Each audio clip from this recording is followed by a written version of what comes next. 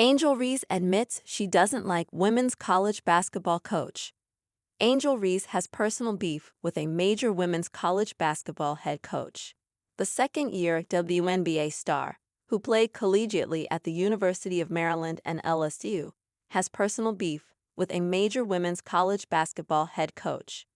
LSU took down NC State 80-73 on Friday night, punching a ticket to the Elite Eight. It was the third straight Elite Eight berth for Kim Mulkey's program. But the win was extra special for Reese, who starred in Baton Rouge, Louisiana for 2 seasons. Reese made sure to taunt NC State head coach Wiz Moore following the Sweet 16 victory on Friday. Reese's rival coach posed for a controversial photo with a fan earlier this season.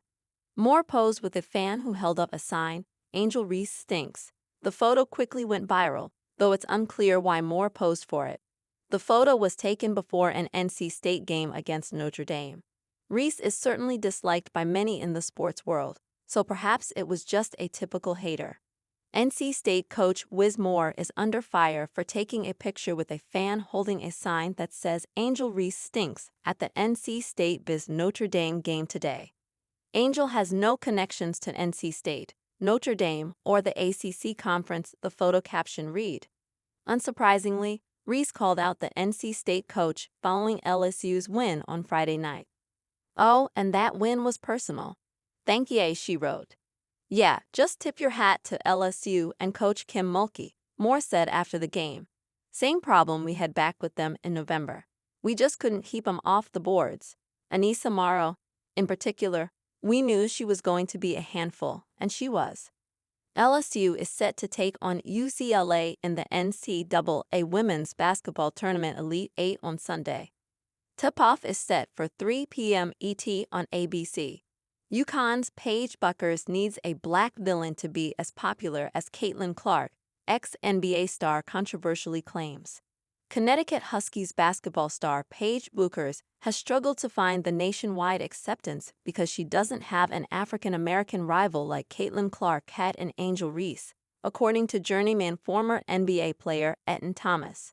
Writing for The Guardian, the 46-year-old former first-round draft pick ignited controversy online by suggesting the college rivalry between Clark, Dallas white sensation, and Reese, a black former star at LSU, was central to the popularity of the 2023 and 2024 NCAA women's basketball tournaments. Women's college basketball ratings surged in the last 2 NCAA tournaments. Some of that was to do with the excellence of the players on show. But some of it was for less edifying reasons, wrote Thomas, who has also worked as a poet, freelance writer, and activist. Much of the media made Reese the villain to Clark's heroine after the Black Princess upstaged the Great White Hope in the 2023 NCAA Tournament Championship game. The game, which remains among the highest rated in the history of women's basketball, is best remembered for Reese directing a few playful taunts in Clark's direction.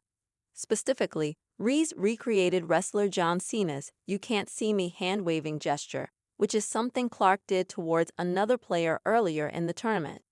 The viral image of Reese defiantly waving her hand in front of her face, the same taunt Clark had used in a previous game, transformed Clark and Reese from great players to lightning rods for racial animus, Thomas wrote. People who had no interest in women's basketball suddenly became fanatics, in every sense of the word, for all the worst reasons. They were there to cheer Clark's whiteness and attack Reese's blackness, not their talent. Clark and Reese remained rivals while playing for the Indiana Fever and Chicago Sky, respectively, during their wildly popular rookie seasons in the WNBA. Meanwhile, there has been no black villain for Bueckers to compete against, Thomas wrote. The fact that has meant she has gained less attention and adoration from Middle America says a lot about the state of the country. To be fair, UConn did lose to 7th-ranked USC and their African-American superstar, Juju Watkins, in a 72-70 thriller on December 21. But while the two schools are preparing for an Elite Eight rematch on Monday night, the game will be played without Watkins, who was lost to a season-ending knee injury in the first round of the tournament.